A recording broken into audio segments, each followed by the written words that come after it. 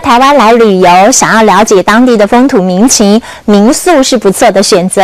而如果您也喜欢欣赏花卉的话，到苗栗南庄时，不妨就要来拜访这一对退休的客家夫妻。他们怀抱着回归田野的初衷，成立了民宿，打造出令人惊艳的四季花园。每天呢，还会穿上自制的客家花布装迎接客人。而今天的感动时刻，我们就带您到这个花民宿来逛逛。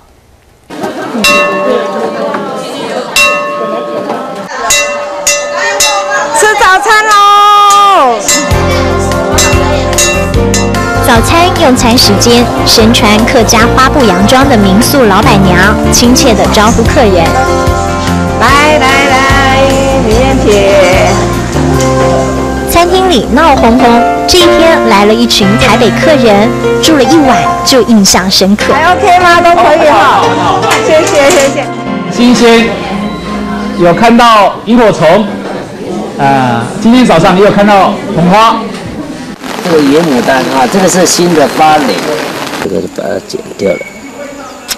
对园区植物如数家珍，随时更要巡视修剪。老板说，这样才能保持植物的最佳状态。它卸掉就马上要剪掉，新陈代谢。就是如此用心，苗栗南庄这间民宿将近2甲腹地，不但桐花树围绕，园区内还种满了荷花、莲花、波斯菊等花卉和果树。季节交换的时候比较辛苦，又担心客人来这里没什么花可以看，我们要很用心，又要把它接续起来。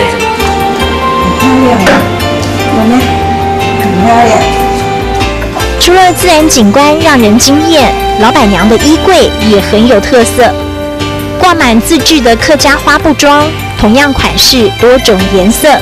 而这就是夫妇俩夏天的招牌服装。起这个布啊，是我们客家人的那个被套，我觉得这个花好美哦，就把它规划设计一下，把它穿在身上。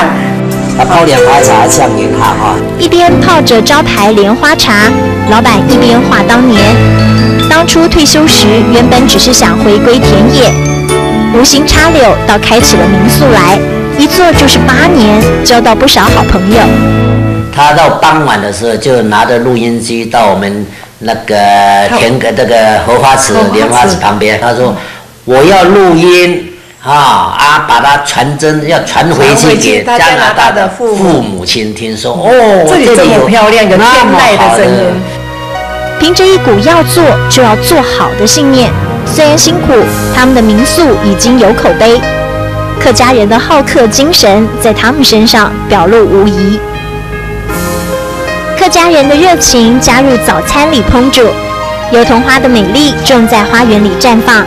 这是颐和园的魅力，是老板夫妻的客家本色，也构筑感动时刻。